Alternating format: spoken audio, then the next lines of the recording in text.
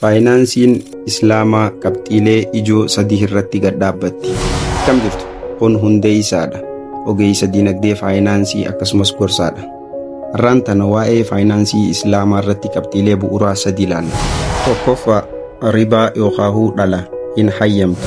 Lammeessoo gharar yookaan tapha mirkanaa'uu dhabuu hin hayyamtu. Sadii meesir yookaan qaba carraa hin hayyamtu yookaan kumaara.